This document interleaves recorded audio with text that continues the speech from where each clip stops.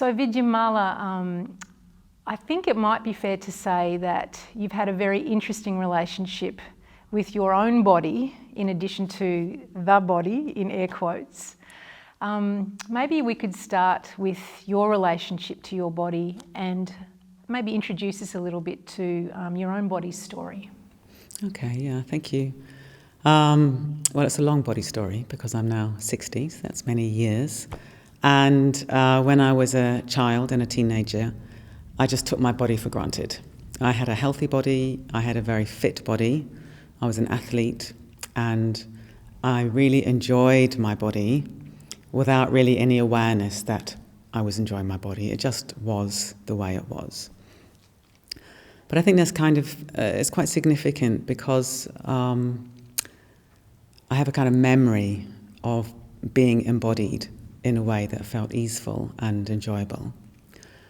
And then when I was 16, I injured my spine in a lifting accident, had a fusion the following year. That went wrong, had another major operation after that. And that's when my relationship with my body began to be disrupted, shall we say. The way I dealt with that was denial.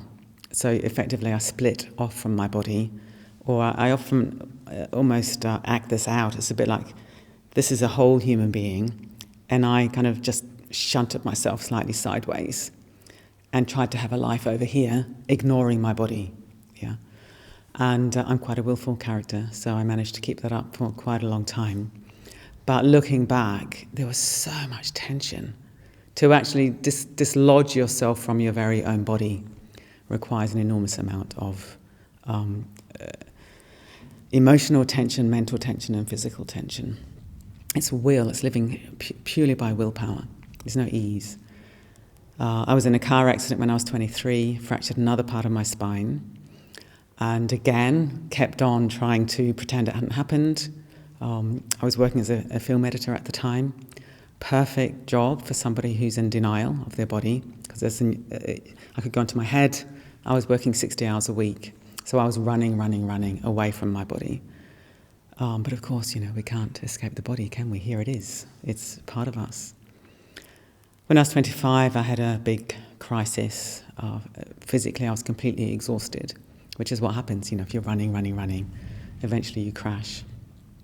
And we've got thunder as I talk about this. And that's when my relationship with my body began to change. I began to realize that I was going to have to find a way to live in this body with more friendliness, shall we say. And when I describe my journey, the first 10 years I call denial, and then I moved into a phase of what I call bargaining. So I started to meditate. I was taught to meditate when I was in hospital. I started doing yoga, started looking after myself more, left my career, which I just couldn't do it anymore. And it was, being a film editor, very, very long hours when you've got a very bad back, loads of sitting. It's a bad career choice. So I gave that up. But the bargaining phase is where I was doing things that were good for me in order to make my pain go away. So in order to go back to some fantasy, idealized, perfect body of contentment and ease. Maybe a bit the way I'd experienced as a child in my body. But of course I had all these injuries. I'd had surgery, multiple surgeries and so on. And the thing about the bargaining phase, and I think many of us do this, is it's very, very confusing because you think you're doing all the right things, but you're never getting the desired outcome because the desired outcome is totally and utterly unrealistic and it's based on fantasy. The toxic side of the bargaining phase is you always feel you're failing because I was never achieving this perfect state.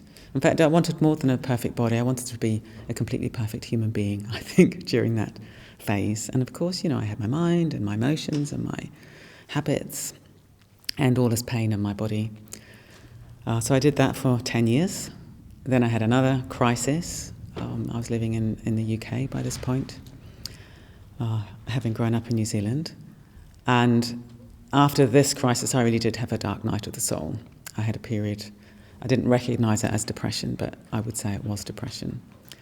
Because it was like, well, I've been meditating for 10 years. and here I am back in, Groundhog Day of another huge crisis, deterioration in my condition, mainly through overdoing it again. So I looked very deeply within at this point, and I just really asked myself, what is it that I had not understood? What was I doing wrong in a way? Because I still had such a sense of dis-ease about me. And there were two things that I identified. One was that I hadn't learned how to take my mindfulness practice off the cushion. So I could meditate, but I hadn't learned how to modify my behaviour in my daily life. So I was still in booming and busting, sort of overdoing it and crashing, overdoing it and crashing. So I developed a whole pacing program out of that, about how to modify my behaviour. But the other thing, which was perhaps more significant, is I realised that I'd been using my meditation to escape my body. So I'd been sort of distorting the teachings to suit my own agenda, I guess, without knowing that. And so I would become quite good at escaping my body when I meditated. So having lots of visions and kind of flying around in space. And again, I thought that I was a great meditator. I thought I'm having all these amazing experiences. But what would happen after meditation is I would crash land back in my body. And of course my body would be in a lot of pain because it takes quite a lot of, again, will and strain to kind of be up here. Oh, it's all so beautiful, up here. Meanwhile, my body's just crying for my attention. So I'd crash land back in my body. So that was perhaps one of the very significant points in my journey in my body, is I realised I need to learn how to turn towards my direct experience, i.e. stay in my body, be aware of my body, and change my relationship to my body from one of resistance, fighting, escape, denial, to one of much, much deeper acceptance, much, much deeper ability to be in this damaged body as it is. And then, of course, as I dropped into my body more, I got a much deeper acceptance. So that's the next phase, is acceptance, yeah. Let's pick up on a few of the things that I could hear you say there. Yeah. One of the things, it takes great courage to turn towards pain because we don't want to be there. Yeah. Humans want to run a mile from it. Yeah, exactly. And also, the idea of love and empathy is really at the heart of the program that you mentioned before that you developed out of your, let's call it a laboratory, or your experimental site, which is you and your experience and your body, your frame that you live in. And these are really key factors, aren't they, in changing your relationship with a body that doesn't do what you want it to do. That's right. Yeah. Yeah. Would you speak to that? Yeah, the love and the empathy aspect. Yes, I think that's a really great question, because sometimes we might think of mindfulness as being a kind of almost aloof awareness, or even a clinical observation of our experience. But for me, mindfulness, to be true mindfulness, is always imbued with love and care and kindliness. I love this word kindliness. Yeah, it's the awareness needs to be very warm, because one's turning towards difficulty, and I'm talking about physical pain, but it applies to any kind of pain. And we need to be incredibly tender, because we're turning towards something that hurts. So the attitude is of a parent towards a child that's just fallen over, and it's completely natural to reach down and scoop that child up and rock the child. So it's cultivating that attitude towards one's own difficulty. But it takes courage, right? Doesn't it? It does. To do that. It takes huge courage, and if you, it's almost embarrassing that in my journey, it took me 20 years to get to that point. It took me 20 years. And partly why I do the work that I do is I would like it to be a little quicker for other people. So I've developed this program so other people can learn the lessons sooner. But it takes enormous courage. But there's a wonderful kind of mystery to it all, because, I'd been so many years doing this. So this is my pain, I'm pushing it away, and then I'm trying to live my life over here. And I got very good at that. And then gradually you engage with the pain. You're not doing this, so you're not kind of staring out the pain or getting overwhelmed by the pain. I call this the octopus. You're not going for the octopus. But it's more that you're coming into a relationship, and you still have your whole life, but you're coming into a relationship with this thing that hurts. You begin to investigate it. And what I discovered, and many of the people that I teach discovered, is it's not as bad as you think it is. Because when you're doing this, it's like a great big monster outside your field of vision that's dominating your life through kind of avoidance, and it's huge. But when you do this, it's like, it's only my lower back that's hurting. It's not my whole back, it's just my lower back. And then the deeper kind of wisdom aspect, and this is very, very important, is when you experience it directly, you realize it's only one moment at a time, and it's fluid and changing. And this thing we call pain is not a noun, it's a verb. It's not even an object. It's an experience, sensations in the moment that are unpleasant. But actually that's all it is. It's unpleasant sensations in this moment, and the next moment they're slightly different, the next moment they're slightly different. And this hard, when you're doing this, it's like this enormous solid kind of object that is completely crushing you. You get closer, you investigate it, you breathe with it, and it begins to soften and open. It's not as bad as you think. And maybe something that's burning one moment becomes tingling in the next moment. And you might even think, wow, that's a little bit pleasant. So even these labels of pleasant and unpleasant begin to kind of dissolve. I mean, pain is still unpleasant, but they begin to soften. Everything begins to soften. And that's a huge part of what I've learned and what I teach, is softening the heart, softening the body, softening the mind. And that's much more pleasant than this horrible sort of spiky staccato attitude. Well, this is what I really wanted to dig into with you today. So 2 things. You've just described dealing with resistance and what happens when you change that in the equation.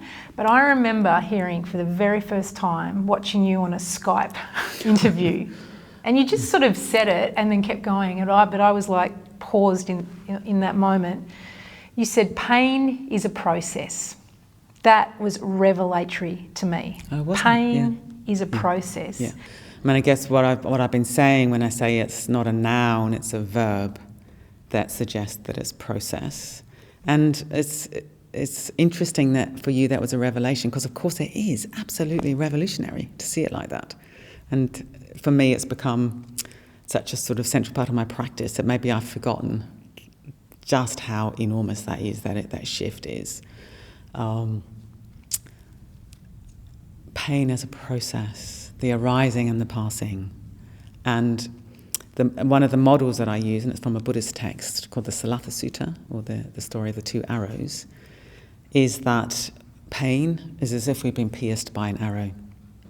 And then the unaware person knows of no other response than to resist and resent that arrow, that pain. And then it's as if they're pierced by a second arrow. So now they have the pain of 2 arrows. And of course, for most of us, we have the first arrow, we resist and resent, and then it's as if we just assailed by a whole volley of arrows, and we're kind of impaled on all these second arrows.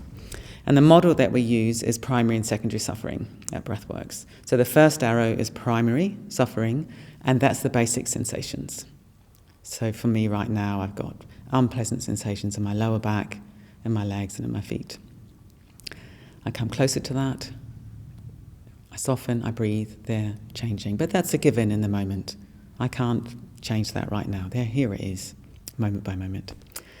And then, if we're not aware, we resist and resent that. And it's so habitual and so automatic. So there's a kind of, I don't want this response. Very human, totally human. So we mustn't feel bad about that. That's what we do. Nobody likes pain. So we resist and resent. And then we have all kinds of other reactions that we call secondary suffering at Breathworks. And these can be physical, so it'll be breath holding, physical tension. As soon as we resist and resent, we've got breath holding. So there'll be physical tension. Emotionally, it might be anxiety, fear, depression, those kind of things. Mentally, it'll be things like catastrophizing. Yeah, such a great description of what we do.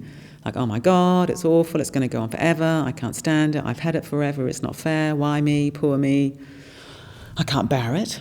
And what we do with practice, the crucial thing, as you've pointed to, is the resistance. So the way to unwind that secondary suffering, let it fall away, It might not fall away completely in this moment, of course, but we can soften it. We can shed some of the layers. We do that through softening the resistance and the resentment. And just keep on coming back to the primary. And we can live with the primary. The thing I've seen again and again in my own experience and the people that I've taught is it's the secondary suffering that's ruining your life. That's the torture. The primary suffering, yeah, it's unpleasant, we don't like it. Sometimes it's very hard to be with, but it's way better than the whole mass of primary plus resistance plus secondary, which of course we just experience as a whole mass of suffering. That can be unbearable. Of course it can be unbearable. But the primary, we're with that, it's flowing, it's changing, it's a process. Full stop. And my body has humbled me. My body has humbled me enormously. And out of that's come empathy. Because I know what it's like. If I see somebody with an illness or an injury, I can't think, oh, I don't know what that is, or finding it a bit distasteful or threatening or challenging. I have a heart response. It's like, oh, I know what that is like to some extent for you, because it's a universal experience of suffering. Yeah, they might have MS or cancer or something else, and I've got a spinal injury, but the broad experience of being humbled and kind of broken, when this I'm an amazing person who can do anything, eventually that gets broken in all of us, doesn't it? And I feel grateful for that, Megan, in a funny sort of way. Like, my body humbles me every single day. I've got a paralysed bowel. I have to do complicated things to deal with that on a daily basis. It's messy. And I can't get too full of myself. And I feel very grateful for that. I have a messy body. I have a body that doesn't work properly. And that's been so good for me as a human being. It's not been easy, and I'm not saying I'm glad for it. I'm not being Pollyanna about it. But it has softened me as a human being. Vidyamala, one of the things that is endemic to pain and illness is isolation. And while you have these, very valuable and beneficial practices around softening resistance, etc., which is kind of within us to do, the intra, I think is the intra practice. The inter practice is also quite key, isn't it? Because we could do this till the cows come home and we would still feel isolated from the rest of the world because we think it's just me with whatever it is we're going through. Yeah, that's really important, very, very important question. It's interesting, when I was developing my program, mindfulness-based pain management that we do at Breathworks, I always knew that easing my own pain would not be enough. And I didn't want to just teach other people how to ease their own pain. That there needed to be this collective dimension that you're speaking about. So the first 6 weeks is very much about oneself, becoming mindful, becoming kind.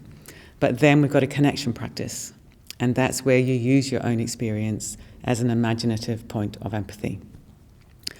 We're all breathing. Nobody wants to suffer. We all want to be happy. That is basically the deal. Yeah, and we see all these other people out there that we make other. We sort of project other onto them, and we shrink away into, I'm this poor little self and I'm separate and isolated. And we often feel bad about ourselves. But we can flip that completely on its head. And we know what it's like to breathe. We know what it's like to resist pain and to cling on to pleasure. That's what everyone else is doing.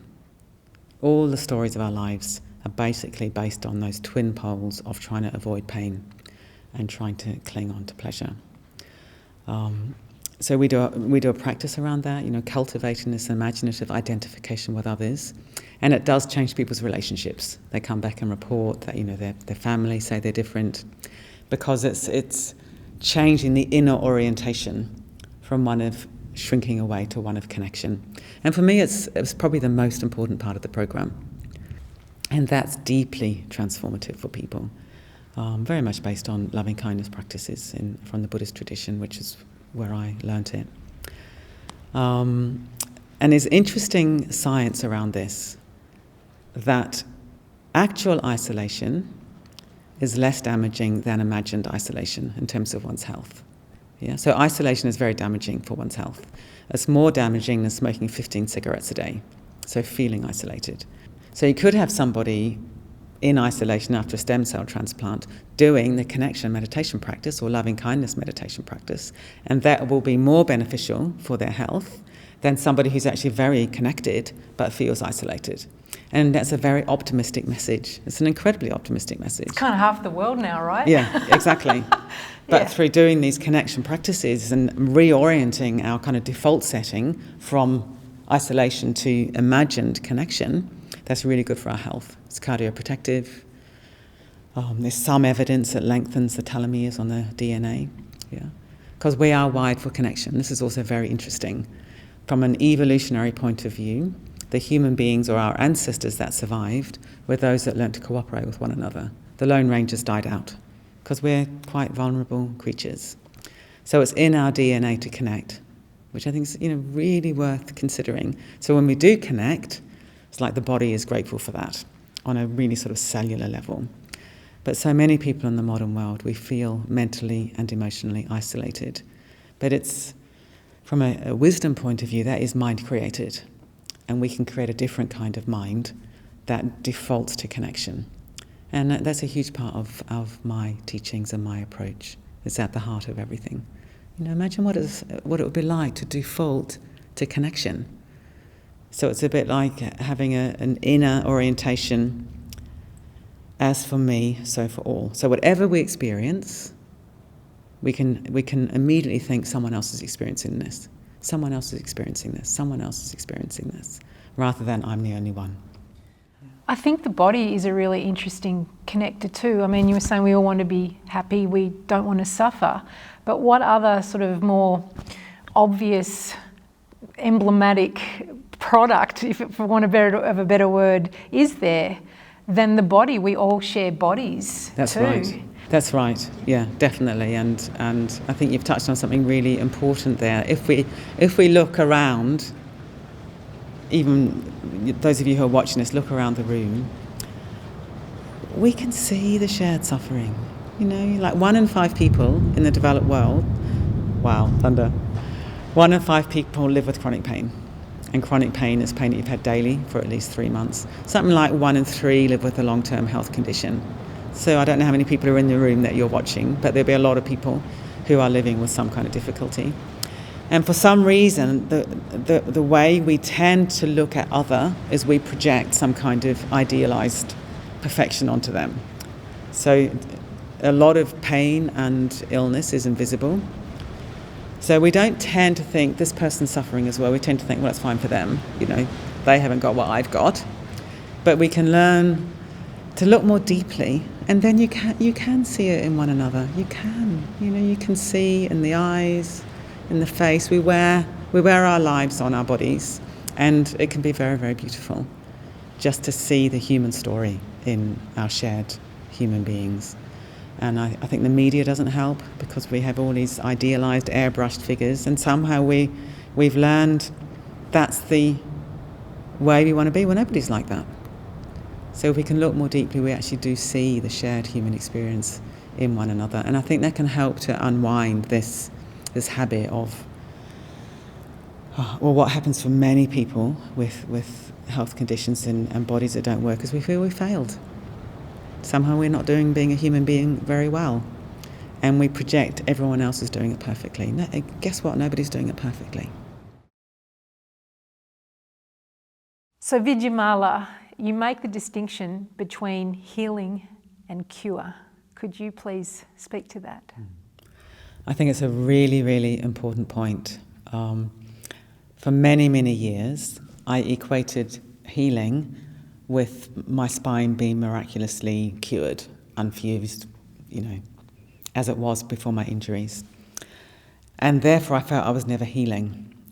And then I had this big kind of epiphany, I suppose, at some point, where I realised that healing is healing one's attitude to the human condition, however it is presenting itself in this moment. So moving away from this resistant, avoidant attitude.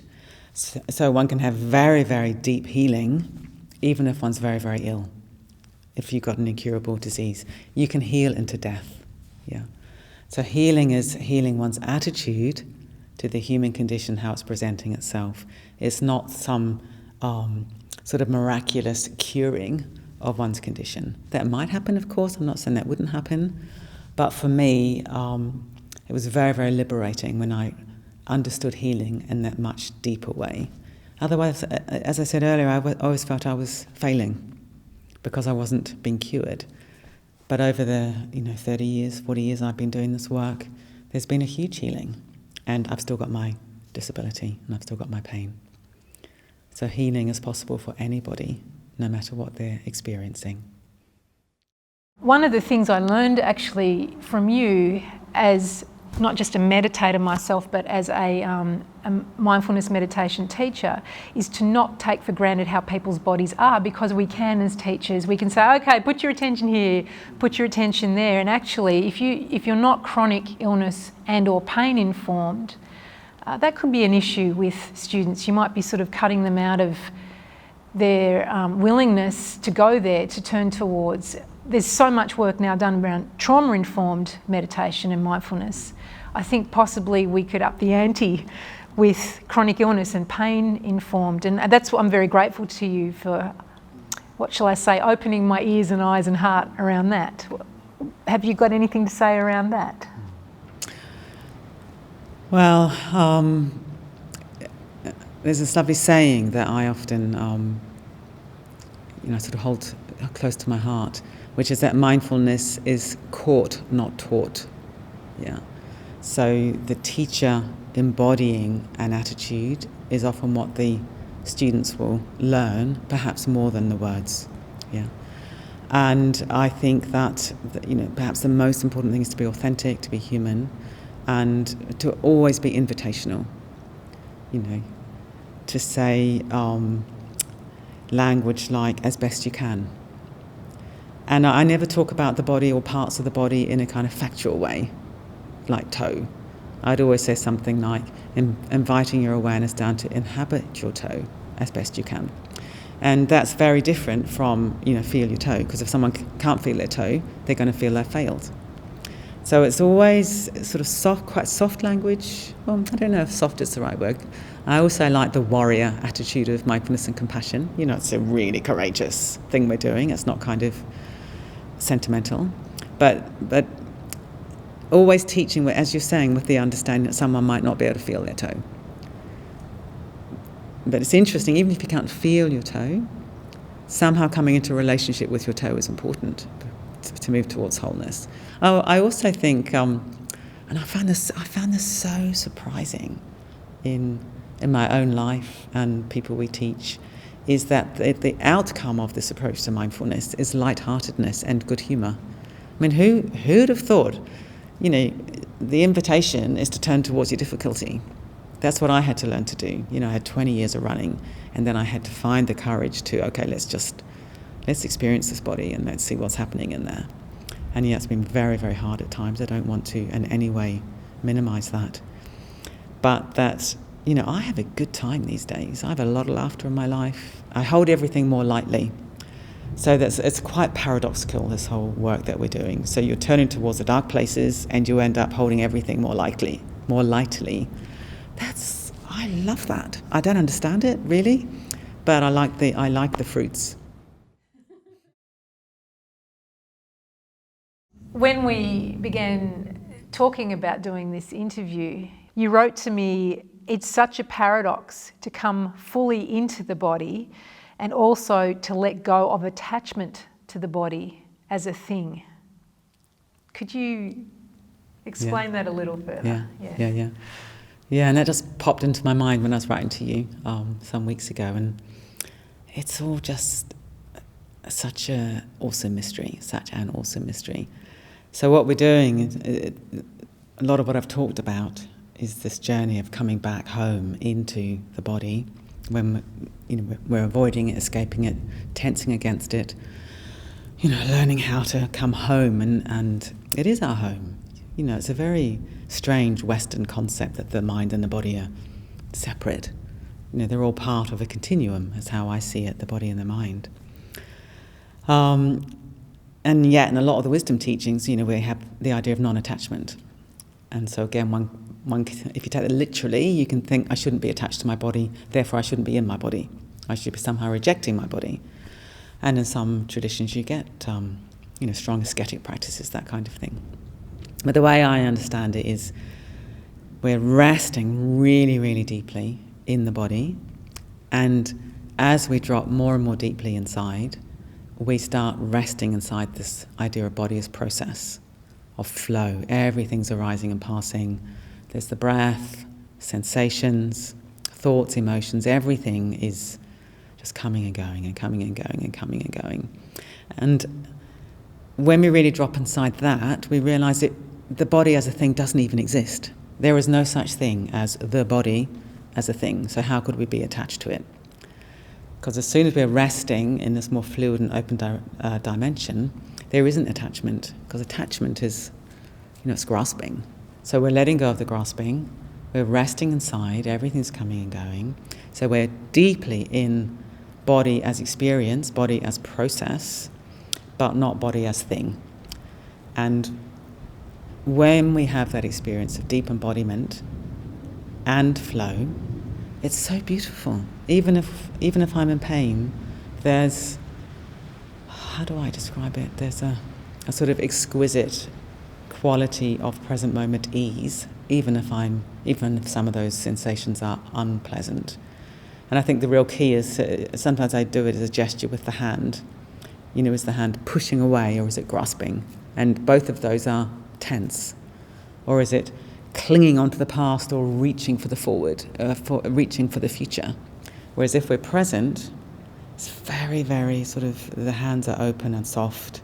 It's like the experience is just running through the hands like water. The experience becomes like water.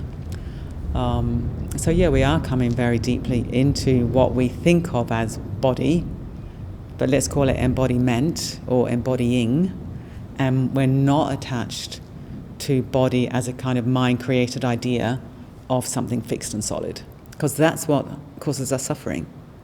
This mind that we have an experience and then we overlay it with a sort of identification with body as thing, and then we start getting into accepting or rejecting this mind-created object. It's all very foolish what we get up to, because we get into a big tussle with something that was kind of mind-created in the first place. It's very interesting. So when you're having a really bad day, how much does mindfulness help you get over that hump?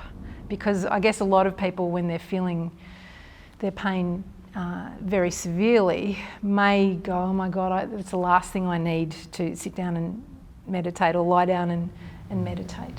Yeah, I think that's a great question, and I just want to let everybody know that, of course, I have bad days, and of course I'm not always mindful. Because I think, again, people can look at someone like me and think, oh, it's fine for her, she's just perfectly mindful all the time. I'm not. I'm human, yeah? I have my bad days.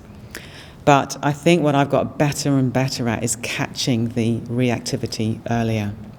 So I have secondary suffering, of course I do, but I can catch it sooner and then implement a kind of strategy to bring me back home. And very often it's doing a body scan. I'll just lie down, because body scans are, you don't have to do anything. You just lie there, and I'll use a recording, because sometimes I haven't even got the kind of ability to guide myself. And that's a way of coming back home. I have a frequent mental event, a frequent thought that goes something like this.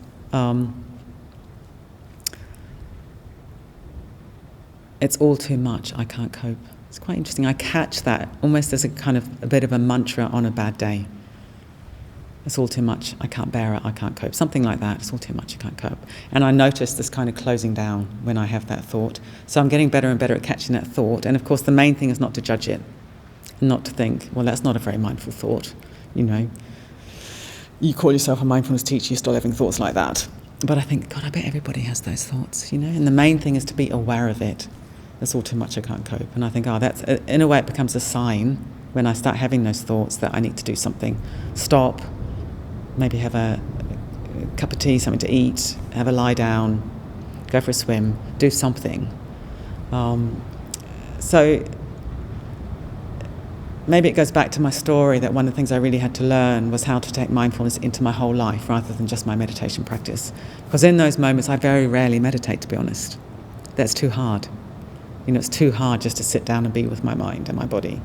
But I've got these other strategies that I will do that will gradually bring me back to a place of greater ease.